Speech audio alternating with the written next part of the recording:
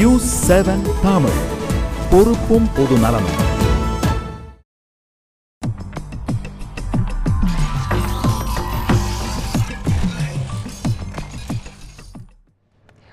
கேள்வி நேரம் நிகழ்ச்சிக்காக உங்களை மீண்டும் வரவேற்கிறேன். இன்றைய விவாதம் என்பது ரொம்ப முக்கியமான விவாதம். +2 படித்து கொண்டிருக்கக்கூடிய மாணவ மாணவிகளுக்காக பெற்றோர்கள் ஓடிக்கொண்டிருக்கலாம். 10ஆம் வகுப்பு படிக்கக்கூடிய மாணவ மாணவிகளுக்காக ஒரு பெரும் கனவுகளோடு இருந்து கொண்டிருக்கலாம். இந்த கனவுகள் எங்கு பயணிக்கப் போகிறது, சூழல் எப்படியெல்லாம் இருக்கிறது கல்வி தளத்தில், இது பற்றியெல்லாம் வாதித்துக் கொண்டிருக்கிறோம். தொடர்ந்து வாதிக்கலாம். இந்த வணிக யுக்தி அப்படின்றது ரொம்ப முக்கியமான ஒரு விஷயம். அதை தான் சாரும் கோட் பண்ணாங்க. என்ன மாதிரியான வணிக யுக்திகளை இவர்கள் கடைபிடிக்கிறாங்க? ஏன்னா அதில் நிறைய விஷயங்கள் இல்லை அப்படின்ற கம்ப்ளைண்ட்ஸ் நிறைய அண்ணா யூனிவர்சிட்டிலே போய் கம்ப்ளைண்ட் பண்ணுறாங்க. ராஜ்பவன் சொல்லுங்கள், என்னென்ன மாதிரியான வணிக யுக்திகள் கடைபிடிக்கப்படுகிறது? அதாவது நல்ல ஒரு வார்த்தையை சொல்லணும்னா மார்க்கெட்டிங்கில் கொரில்லா மார்க்கெட்டிங்னு சொல்லுவாங்க. அதாவது மறைந்திருந்து தாக்கக்கூடியது, நேரடியாக தாக்கக்கூடியது, மூர்க்கத்தனமாக தாக்கக்கூடியது, மனிதாபிமானம் இல்லாமல் தாக்கக்கூடியது அளவுக்கு மார்க்கெட்டிங் பண்ணிட்டு இருக்காங்க. அண்ணா யூனிவர்சிட்டியில் கவுன்சிலிங்க்கு வர மாணவர்களை கவர்வதற்காக அண்ணா யூனிவர்சிட்டியை சுற்றி தற்கொலை படையை போல அங்கங்கே ஏஜென்ட்டுகள் ஒளிந்து கொண்டு இருக்கிறார்கள். மாணவர்கள் போலவே அந்த தோல்பையை மாட்டிக்கிட்டு, ஆனால் அவங்க பையில் புக்குக்கு பதிலாக லட்சக்கணக்கான பேம்ப்ளெட்ஸ் இருக்கும். எங்கள் கல்லூரி எங்களுடைய சொர்க்கம், எங்கள் கல்லூரி உங்களுடைய வருங்காலம், இந்த கல்லூரி உங்கள் குழந்தையின் வருங்காலம்னு அந்த ஏஜென்ட்டுகள் ஒவ்வொரு ஏஜென்ட் 1 லட்சம் பேம்ப்ளெட்ஸை டிஸ்ட்ரிபியூட் பண்ணுறாங்க. ரெண்டாவது, கிராமத்திலிருந்து வர பெற்றோர்கள் பேருந்துலையோ ரயில்லையோ வருவாங்க. அவங்க தங்குவதற்கான அக்காமடேஷன், அதாவது கிண்டியில் அந்த இண்டஸ்ட்ரியல் எஸ்டேட்டு ஒரு அவுட்ஸ்கர்ட்ஸ் இருக்குது.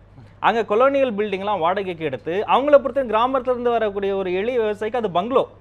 3 நாள் அவரை தங்க வச்சு 3 நாள் சாப்பாடு ஃப்ரீ, டிவி ஃப்ரீ, காலையில் ஃபினான்ஷியல் டைம்ஸ், எக்கனாமிக்கல் டைம்ஸ் எல்லா பேப்பரும் அவருக்கு ஒன்றும் புரியாது. அவரை பொறுத்தவரைக்கும் நல்லா கவனிச்சாங்க. புது புத்தின்னு ஒன்று இருக்குது சார். வெள்ளையா இருக்கும், பொய் சொல்ல மாட்டான், சோறு போட்டவன் துரோகம் பண்ண மாட்டான்ன்ற மாதிரி கடைசியில் அந்த 3ஆவது நாள் முடிவில் அந்த பெற்றோர் என்ன பண்ணிடுறாரு, என்ன இருந்தாலும் இந்த காலேஜ் தான் பண்ணி கவுன்சிலிங் அந்த பட்டன் அமுக்கி விட்டுரு அப்படின்றவர். இது கவுன்சிலிங் வர மாணவர்களை அட்டாக் பண்ணுவதற்கான மார்க்கெட்டிங் உத்தி. இன்னொரு உத்தி பார்த்தீங்கன்னா, நம்ம நண்பர்கள் சொன்னது மாதிரி அங்கேயே வேலை பார்க்கக்கூடிய பேராசிரியர்கள் அல்லது லெக்சர்ஸை கூப்பிட்டு, இதை பாரு 200 சீட்டாவது ஃபுல்லாச்சுன்னா தான் இந்த மாதம் நம்ம சம்பளம் டிஸ்ட்ரிபியூட்டே ஆகும், ஆளாளுக்கு ஒரு 4-5 ஸ்டூடெண்ட்டாவது சேர்ப்பதற்கான முயற்சிகளை பண்ணுங்க. நீங்கள் ஒரு ஸ்டூடெண்ட்டை சேர்த்து விட்டால் இவ்வளோ % இன்சென்டிவ். இது லெக்சரர்களுக்கு. அங்கே இருக்கக்கூடிய லேப் டெக்னீஷியனுக்கு. லேபை பற்றி பேசும்பொழுது பெரும்பான்மையான கல்லூரிகளில் வருத்தத்தோடு சொல்கிறேன், லேப்னு ஒன்று காணோம். கிணறு காணோன்னு வடிவில் கம்ப்ளைண்ட் பண்ண மாதிரி லேபை காணோன்னு நம்ம ஒவ்வொரு இன்ஜினியரிங் காலேஜெலாம் கம்ப்ளைண்ட் பண்ணி ஆகணும். ஆனால் லேப் இல்லாத எல்லா கல்லூரியிலையும் ப்ராக்டிகல்ஸில் லேபில் 100க்கு 100 போட்டு தள்ளிக்கிட்டு இருக்கிறாங்க. நாஸ்காம்னு ஒரு நிறுவனம் ஒரு ஆய்வறிக்கை சமர்ப்பிச்சிருக்கு. அதில் இந்தியா முழுக்க இருந்து உருவாக்கப்படுகிற 10 லட்சம் பொறியாளர்களில் ப்ராக்டிக்கல் லேப் டெக்னிக்கல் நாலேஜ் கம்மியாக இருக்கிற பொறியாளர்களா தமிழ்நாட்டு மாணவர்களை அடையாளம் காட்டுறாங்க. நிறைய ஆய்வு கட்டுரைகள் வந்துகிட்டு இருக்கு. அந்த பின்விளைவுகள் எல்லாத்தையுமே கவலைப்படாம திரும்ப இந்த மார்க்கெட்டிங் உத்திகள் மூலமா கிராமப்புறத்தில் இருக்கக்கூடிய பெற்றோர்களை எப்படியாவது உள்ள இழுக்கணும் அப்படிங்கிறதுக்காக ரொம்ப தீவிரமாக இவங்க முயற்சி செஞ்சுருக்காங்க. ஆரன், நீங்க எங்க உட்கார்ந்துருக்கிறது அப்படின்றது உங்க நண்பருக்கு நேர்ந்ததா நீங்க பார்க்கிறீங்களா, அல்லது உங்களுக்கு அப்படி நீங்க அந்த மாதிரி ஸ்ட்ராட்டஜிக்குள்ள மாட்டீங்களா? நீங்க கல்லூரி பேரெல்லாம் சொல்ல தேவையில்ல, நீங்க அப்படி அந்த மாய வலையில நீங்க சிக்கினீங்களா? ஆமா, நிச்சயமா.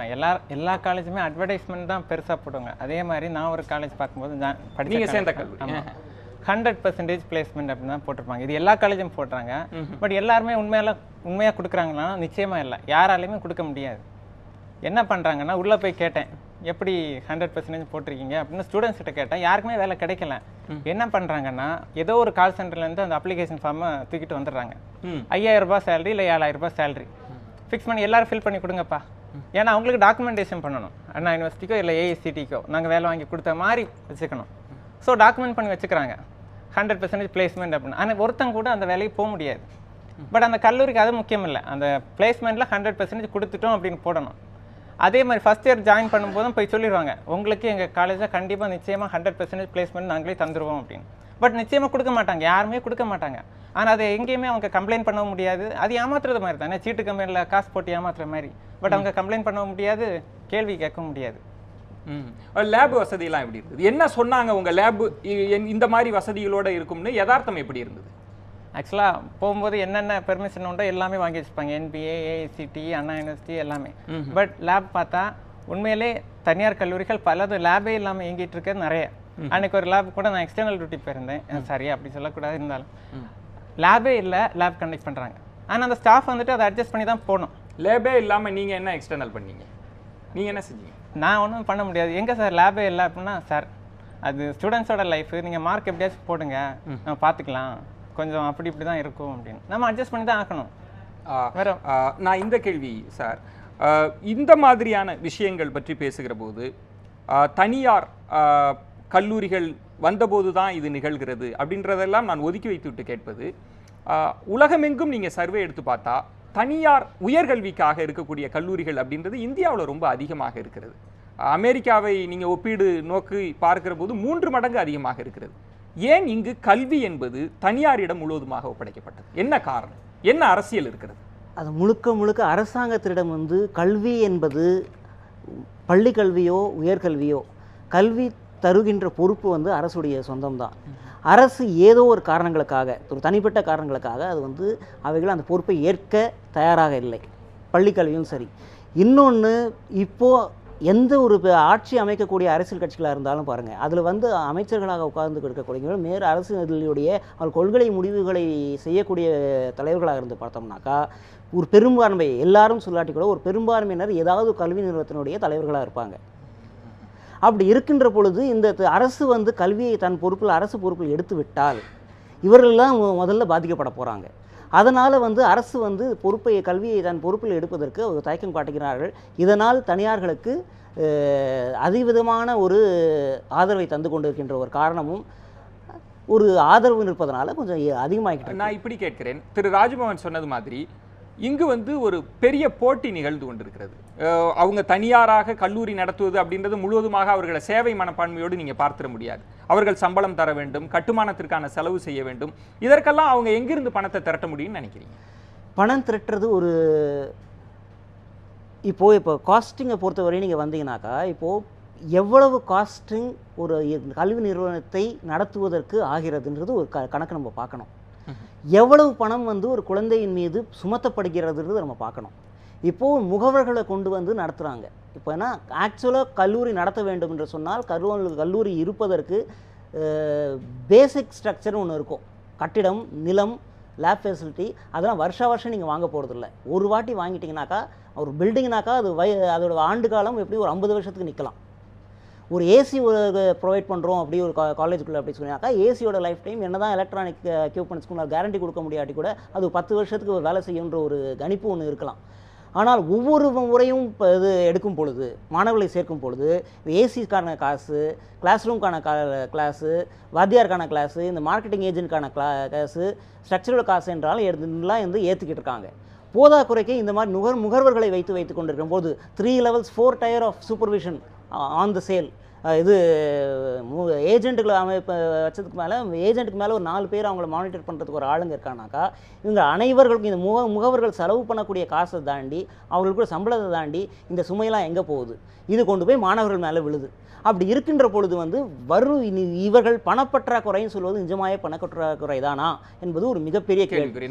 இன்னொன்று என்னன்னாக்கா, இந்த பொறுப்பு வந்து இப்போ ஹையர் எஜுகேஷன் பொறுத்தவரையும் அரசு வந்து முழு பொறுப்பு எடுத்துக்கொண்டால் ஏன் இங்கே வந்து தனியார்களுக்கு இது தனியார் கல்லூரிகளுக்கு ஏன் தேவை இருக்கிறது? பள்ளிக்கல்வியாக இருந்தாலும் ஏன் உயர்கல்வியில் அரசு நழுவியது அப்படின்றது வந்து அது பெரிய அளவுகளில் வாதிக்கணும். நான் அடுத்த கட்டங்களுக்கு நான் அதை கொண்டு வருகிறேன். ஜீவலட்சுமி, இந்த வணிக யுக்தி சார்ந்து பேசுகிற போது, ஏன்னா நேயர்கள் பார்த்து கொண்டிருப்பார்கள், என்ன மாதிரியாக ஏமாற்றப்படுகிறார்கள்? ஏன்னா இவர்கள் சொன்னதில் ஏதாவது விடுபட்டு இருக்கலாம். எப்படி? இன்னொன்று பாருங்கள், பெற்றோரினுடைய அறியாமையை இவர்கள் எப்படி தனக்காக பயன்படுத்தி கொள்கிறார்கள்? இப்போது பெரும்பாலும் கிராமப்புறத்து மாணவர்களை இவங்க டார்கெட் பண்ணுறாங்க அப்படின்னு நான் பார்க்குறேன். இந்த மாதிரியான ஏஜென்ட்டுகள் வந்து கிராமப்புறத்தில் வந்துட்டு உடனடியாக வேலை கிடைக்கக்கூடிய சில கோர்ஸை வந்து அவங்க ஆஃபர் பண்ணுற மாதிரி சொல்கிறாங்க. பெரும்பாலும் வந்து அவங்க குடும்ப பின்னணியை பார்க்குறாங்க, அவங்களால எவ்வளோ பணம் கட்ட முடியும் அப்படின்னு சொல்லிட்டு. அப்போ அதை பொறுத்து நிறைய டீச்சர் ட்ரைனிங் இன்ஸ்டியூட் வந்து இங்கே ஏராளமாக இருக்குது. தரமற்றதாக இருந்தால் கூட ஏராளமான ஒரு தகுதியற்ற நிலையில் இருக்கிற டீச்சர் ட்ரைனிங் இன்ஸ்டியூட் கூட ஏஜென்ட்டுகளை வச்சு மாணவர்களை நிரப்புறதுக்கான வேலையை தொடர்ந்து பண்ணுறாங்க. அப்போது நீங்கள் டீச்சர் ட்ரைனிங் முடித்தா உடனே உங்களுக்கு வேலை கிடைக்கும் அப்படின்னு ஒரு இது. அதே போல் வந்து என்ஜினியரிங் முடித்தா உடனே வேலை கிடைக்கும், வேலை வாங்கி தருவாங்க, ஏற்கனவே இவ்வளோ பேருக்கு வேலை வாங்கி கொடுத்துருக்காங்க. இந்த மாதிரியான விஷயங்களை சொல்லி பேரண்ட்ஸை வந்து பிரெயின் வாஷ் பண்ணுறது.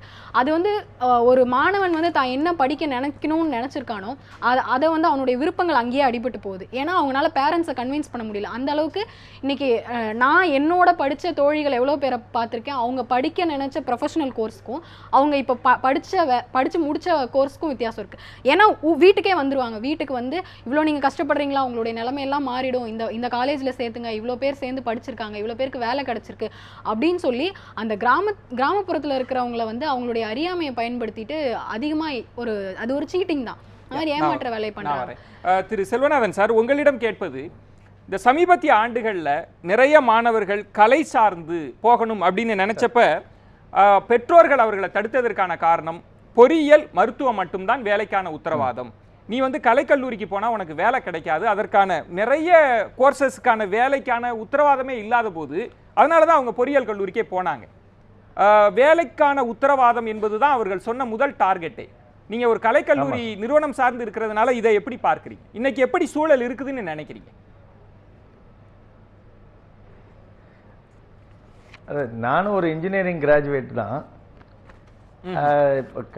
அதாவது இப்போ மாணவர்கள் மத்தியில் என்னன்னா ஐடி இண்டஸ்ட்ரீஸ் மட்டும்தான் அவங்க கண்ணில் படுது.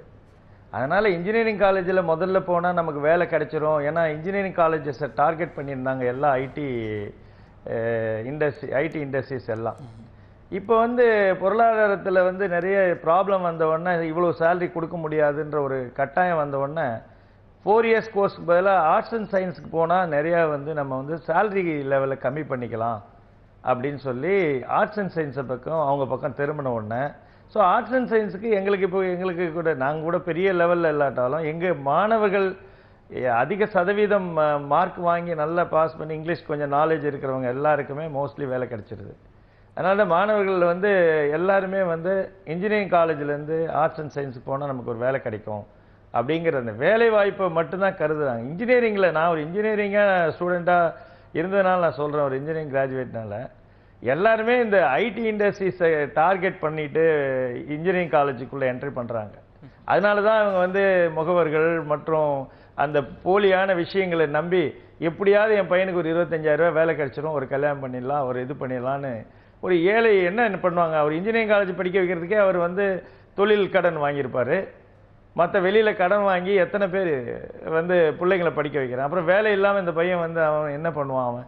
ஸோ அதனால ஏமாற்றப்படுபவர்கள் வந்து உங்கள்கிட்ட கேட்பது சார், நான் பொறியியல் கல்லூரி சார்ந்து நம்ம ஒரு குற்றச்சாட்டு வைக்கிற போது சார் நான் உங்கள்கிட்ட கேட்பது, நீங்க கலைக்கல்லூரி சார்ந்து இருக்கிறப்ப ஏராளமான கலைக்கல்லூரிக்கான கோர்சஸ்க்கான வேலை வாய்ப்புகளே இல்லை, நிறைய கோர்சஸ் இருக்கு, நான் அதை பேர் சொல்ல விரும்பல, அது இருக்கிறப்ப அதை எப்படி நோக்கி வருவாங்கன்னு நினைக்கிறீங்க?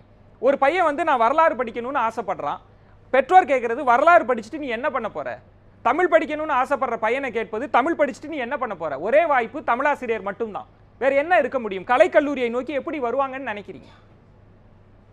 அந்த பிரச்சனை தானே இங்க இருந்துட்டு இருக்கு. கலைக்கல்லூரியில் நீங்க சொல்ற மாதிரி சில பேசிக் கோர்சஸ், அதாவது இப்போ சொல்ல மேத்தமேட்டிக்ஸ், இன்னைக்கு பார்த்தீங்கன்னா மேத்தமேட்டிக்ஸ்க்கு லெக்சரர்ஸே கிடையாது. ஆனால் இன்னைக்கு மேத்தமேட்டிக்ஸ் படிச்சுட்டு படிக்கிறதுக்கு நிறைய பேர் வந்து இப்போ ஆர்வம் காட்டுறாங்க.